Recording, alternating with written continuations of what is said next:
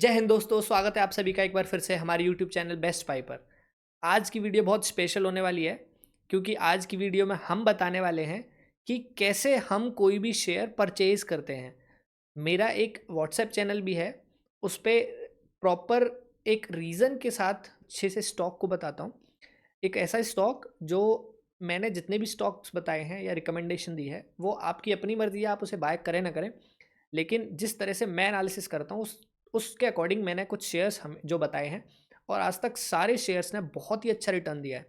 कुछ शेयर्स जैसे कि ज़ोमैटो बहुत अच्छा रिटर्न दिया। बाय किया था हमने वो 52 रुपीज़ पे, फिर हम उसे 65 रुपीज़ पे बाय किया, फिर 70 रुपीज़ पे बाय किया और उसे कंटिन्यूअसली बाय करते जा रहे हैं और जो हमारा टारगेट है वो 150 रुपीज़ का है। ऐसे ही 2 स्टॉक्स मैं आपको बताने वाला हूँ जो आने वाले 3 महीनों में बहुत अच्छे शानदार रिटर्न्स देने वाले हैं, जिसकी कोई उम्मीद नहीं कर रहा। और ये स्टॉक्स क्यों इतना अच्छा परफॉर्म करने वाले हैं उसके पीछे का रीज़न भी मैं बताऊँगा। और ये भी मैं बताऊँगा कि टेक्निकल चार्ट पैटर्न से आप कैसे पता कर सकते हैं कि कोई भी स्टॉक भागने वाला है। तो मेरे सामने अभी ये चार्ट खुला हुआ है बैंक ऑफ इंडिया। जी हाँ, ये एक बैंक सेक्टर की कंपनी है और आपको ऐसा लग रहा होगा कि बैंक के सेक्टर्स क्या ही बैंकिंग सेक्टर्स में बहुत वो होगा, ये डूबे रहते हैं, ये होते हैं, वो होते हैं। लेकिन जो इसका टेक्निकल चार्ट पैटर्न है वो बहुत अच्छा दिखाई दे रहा है। आप शेयर्स 3 तरीके से खरीदते हो। पहला है लॉन्ग टर्म के लिए, यानी कि आपने 5 साल रख दिया, 10 साल रख दिया, 15 साल, 20 साल, जिसकी कोई भी सीमा नहीं है। दूसरी तरह से आप रखते हो जिसे हम मिड टर्म बोलते हैं। मिड टर्म में आपका 1 साल से 2 साल के बीच का टेन्योर आता है। और तीसरा होता है शॉर्ट टर्म। शॉर्ट टर्म में आप कुछ मंथ्स के लिए अपना स्टॉक में इन्वेस्ट करते हो और आपका टारगेट अचीव हो जाने के बाद आप उससे एग्जिट ले लेते हो। तो अभी मैं जो आपको स्टॉक्स बताने वाला हूँ वो आपके शॉर्ट टर्म के लिए भी है, मिड टर्म के लिए भी और लॉन्ग टर्म के लिए भी है। तो आप जैसे चाहें उसे प्रेफर कर सकते हैं। तो मैं जो स्टॉक्स आपको बताने वाला हूँ वो आपको शॉर्ट टर्म के लिए लेना है। पहला स्टॉक जो मैं आपको बताने वाला हूँ वो आपको शॉर्ट टर्म के लिए लेना है, जो कि है बैंक ऑफ इंडिया। मैं शॉर्ट टर्म के लिए क्यों बोल रहा हूँ, लॉन्ग टर्म के लिए क्यों नहीं बोल रहा? क्योंकि शॉर्ट टर्म में आपको 50 to 60% रिटर्न्स जो हैं वो मिलने ही वाले हैं। और जब तक आपको 50% रिटर्न न मिले, आप इस शेयर से एग्जिट ना करना। ये सबसे अच्छी रिकमेंडेशन है क्योंकि इसके जो टारगेट्स हैं वो डेफिनेटली हिट होने वाले हैं।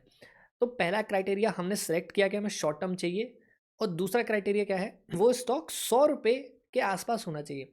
और 100 रुपये के आसपास क्यों? क्योंकि हमें एज अ मिडिल क्लास हमें वो सिक्योर फील होता है कि हमारा बहुत ज़्यादा पैसा एक स्टॉक पे इन्वेस्ट नहीं है। मैंने पर्सनली एक स्टॉक की रिकमेंडेशन दी थी जिसका नाम है सुज़लोन एनर्जी, और वो 8 रुपये, 9 रुपये, 12 रुपये, 15 रुपये पे भी मैंने वो स्टॉक्स दिया था और आज की उसकी प्राइस 35 रुपीज़ के आसपास है।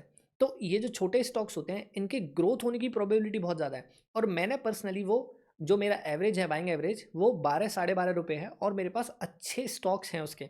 तो अगर कोई 12 रुपये का स्टॉक्स आज 35 रुपीज़ है तो वो अपना ऑलमोस्ट 3 टाइम्स हो चुका है। तो इसीलिए इनके ग्रो होने की प्रोबेबिलिटी ज़्यादा होती है। अब तीसरा क्राइटेरिया क्या है कि वो बहुत ज़्यादा हाई पीक वैल्यू ना हो। तो आप यहाँ पे ग्राफ देख सकते हैं, जब जब ये शेयर अपने हाई पीक वैल्यू पे गया था, यहाँ पर एक पीक बनाया, मतलब हमें यहाँ बाय नहीं करना है। मैं आपसे वो कहने वाला हूँ, जैसे यहाँ पे हाई पीक बनाया, हमें यहाँ बाय नहीं करना है। तो जितने भी वो पीक्स पे है वो बाय नहीं करना है, कि अगर वो यहाँ होता तो हम बाय नहीं करते। ठीक है, उसका टेक्निकल चार्ट पैटर्न, कुछ ना कुछ उसका टेक्निकल चार्ट पैटर्न बन रहा हो। जैसे कि मैं आपको दिखाता हूँ, अगर यहाँ पे ये जो पीक्स हैं, अगर मैं इनके थ्रू एक लाइन को पास कराऊँ, मैंने यही लाइन ड्रॉ क्यों की, ये क्यों नहीं की, उसका रीज़न मैं आपको बताता हूँ। यहाँ पे अगर आप देखोगे तो कोई भी कैंडल जो है इसके ऊपर क्लोज नहीं दी है, यानी कि यहाँ ऊपर गया वापस नीचे आ गया। सेम हियर, यहाँ पर वो टच करके नीचे आया। और ये जो है कई सारी जो सपोर्ट्स लाइन है, कई सारे जो सपोर्ट हैं वो इसके पास हैं। ठीक है, अगर आप यहाँ देखो तो यहाँ पे भी एक रेजिस्टेंस बनाया है। अब ये कौन सा टेक्निकल चार्ट पैटर्न है कि complex cup and handle chart pattern है। कैसे? ये हमारा होता है कप यहाँ पर, और फिर ये एक हैंडल बना। यहाँ पे इसको ब्रेकआउट देना चाहिए था लेकिन ये ब्रेकआउट इसने नहीं दिया। ठीक है, तो ये कंफर्म हो गया कि यहाँ से फेलियर हो रहा है क्योंकि इसके ऊपर जाने पे हमें स्टॉक बाय करना था। तो यहाँ पर एक एक कप बनाया इसने, फिर उसके बाद एक ये हैंडल बनाया। अब फिर इसने एक और कप बनाया और एक और हैंडल बनाया और एक और हैंडल बनाया। तो ये जब इतने सारे कप एंड हैंडल जब इसने बनाए हैं, ये जो होता है इसको हम बोलते हैं ब्रेकआउट फेलियर, या इसको बोलते हैं नॉइस। 99 रुपीज़ पे अभी मिल रहा है। अब इसका क्या होना चाहिए टारगेट। अभी हमने मान लो 100 रुपये पे इसको परचेज कर लिया। अब हम इसका वो क्या रखेंगे टारगेट। तो टारगेट रखने के लिए यहाँ पर एक प्राइस रेंज है। प्राइस रेंज पे आप इसकी लोएस्ट वैल्यू को सेलेक्ट करें।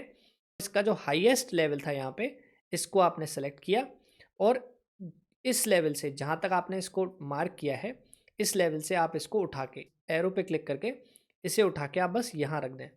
तो अगर आप देखो तो इसका जो टारगेट है वो अराउंड 170 रुपये के आसपास आता है और अभी कितने पे चल रहा है 99 रुपीज़ पे। अब आप कहोगे कि शुभम भाई इसकी क्या प्रोबेबिलिटी कि वहाँ तक जाएगा ही जाएगा। देखो share market is a game of probability, either you win और यू लर्न। और यहाँ पर जैसे ही ये 111 रुपये 112 रुपये के यहाँ पे इस 115 रुपये को ऊपर क्लोज करेगा आप इसको पकड़ ही नहीं पाओगे शेयर को। और कई सारे ऐसे शेयर्स हैं जो मैंने अपने एक्सपीरियंसेस से दिए। ज़ोमैटो इनमें एक बहुत बड़ा एग्जांपल है। मैं अपने दोस्तों को बोला, कई बार मैंने रिकमेंडेशन दिया अपने व्हाट्सएप चैनल पे कि आप इसको बाय कर सकते हैं, बहुत अच्छी हमें रिस्क टू रिवॉर्ड रेशियो बहुत अच्छा मिल रहा है, हम इसको विथ 100 रुपीज़ तक स्टे कर सकते हैं। फिर जब 100 रुपीज़ हिट किया तब भी काफ़ी लोगों ने बाय नहीं किया था, तो मैंने उनको बोला कि 100 रुपये के ऊपर जैसे ही ये जाता है तो आप फिर से बाय करें। 100 रुपये के ऊपर गया, आज वो 118 रुपये 119 रुपये ट्रेड कर रहा है और देखना वो 1 जनवरी 2024 से पहले 150 रुपये क्रॉस करेगा। आईपीओ के बाद 150 रुपये से ही ओपन हुआ था, इसीलिए उसे 150 रुपये तो पहुंचना ही पहुंचना है। तो ऐसे बहुत सारे एक्सपीरियंसेस होते हैं जो हमें एज अ ट्रेडर मिल जाते हैं, जो कि हम आपके साथ शेयर करते हैं। तो यहाँ पे अगर आप देखो तो जो इसका टारगेट है वो कितना हो जाता है फ़िलहाल के लेवल से हम उसको मीज़र कर लेते हैं। तो फ़िलहाल के लेवल से हम टारगेट मीज़र करते हैं कि हमें कितना मिलेगा। इस लेवल से 99 रुपीज़ के आसपास से अगर मैं इसको मीज़र करता हूँ तो ये पड़ रहा है हमें 71%। और 71% मैं आपको बता रहा हूँ 3, 4, 5 या 6 महीने, उससे ज़्यादा आपको टाइम नहीं मिलेगा, उससे ज़्यादा टाइम इसको कवर होने में नहीं लगेगा, क्योंकि ये अपने ऑल टाइम हाई प्रॉफिट पे है और डेट इसका बहुत कम है। दूसरा शेयर है CDSL। ये ब्रोकर हैं शेयर मार्केट में, कंपनी का शेयर जिसका होल्डिंग शेयर मार्केट में ऑलरेडी 90% है एज अ ब्रोकर, तो उसको तो प्रॉफिट होने ही वाला है। जैसे जैसे हमारी शेयर मार्केट बढ़ेगी और वैसे वैसे हमें प्रॉफिट होता रहेगा। इसका शेयर मैंने 900 रुपये जब क्रॉस किया था तब मैंने इसको रिकमेंड किया था अपने दोस्तों को। बाद से ये शेयर वापस नहीं रुका है और ये 1560 रुपये के आसपास आज चल रहा है। अभी ये परचेज करना चाहिए, इसकी क्या गारंटी है या क्या इसका आगे का फ्यूचर है, मैं आपको वो दिखाने का कोशिश करता हूँ। ये ट्रेंड लाइन यहाँ पे क्रॉस हुई तो अगर जिसने भी 1100-1200 रुपये के रेंज पे ख़रीदा होगा उसके लिए बहुत प्रॉफिट का सौदा रहा होगा। अब मैं इसका टेक्निकल चार्ट पैटर्न आपको दिखाता हूँ। अगर इस लाइन को हम वो मान लें, एक सेकंड मैं आपको अच्छे से दिखाता हूँ। अगर इस लाइन को हम मान लें एज अ रेजिस्टेंस लाइन, तो नीचे आया, ऊपर गया, ये cup and handle, perfect cup and handle, ऊपर क्रॉस किया, सपोर्ट लिया और ये अब ऊपर चला गया और देखो कितना अच्छे ऊपर गया। अब ये यहाँ पे वेट करेगा थोड़ा सा और ये 1700 के लेवल को, अभी देखो 1560 है और देखना आपको ये जल्दी शेयर 2000 रुपये के आसपास जाते हुए दिखाई देगा। ये 2000 रुपीज़ आपको जब मिलेगा तब आप कहोगे कि यार हमें किसी नौसिखिए ने बताया था कि CDSL ले लो। तो आपको यहाँ से 500 रुपये ऑलमोस्ट, 60 रुपये आप छोड़ दीजिए तो लगभग 440 रुपये का आपको प्रॉफिट होते हुए दिखाई दे रहा है। और ये टारगेट आने में 3 महीने का टाइम नहीं लगने वाला, क्योंकि इस क्वार्टर के जो रिजल्ट आए हैं इसके बहुत अच्छे आए हैं और नेक्स्ट क्वार्टर में ये अपने रिजल्ट्स को और बेहतर करेगा। तो ये शेयर जो है बहुत तेज़ी से भागने वाला है। 2 जगह से ब्रेकआउट दिया है, एक जगह ये ट्रेंड लाइन से यहाँ से ब्रेकआउट दिया, एक जगह एक कप एंड हैंडल से। और ध्यान रखो ये वीक का चार्ट मैं बता रहा हूँ, अगर आप इसे डे के चार्ट पे डे के चार्ट पे देखोगे तो काफ़ी अच्छा मूव किया है। ये DSL के अगर आप 4-5 शेयर भी खरीद सकें बहुत अच्छी बात है। और बैंक ऑफ इंडिया, ये जो मैंने आपको बताया बैंक ऑफ इंडिया, आप इसमें अपने हिसाब से जितना आपका रिस्क मैनेजमेंट है उस हिसाब से बाय कर सकते हैं।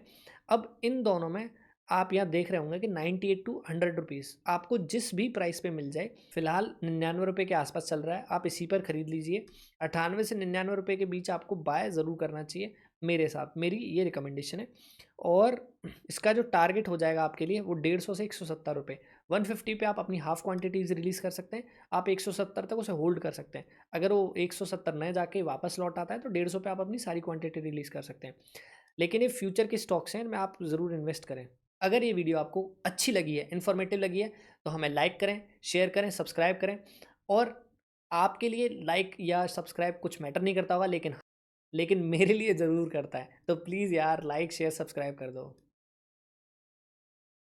And thanks for watching.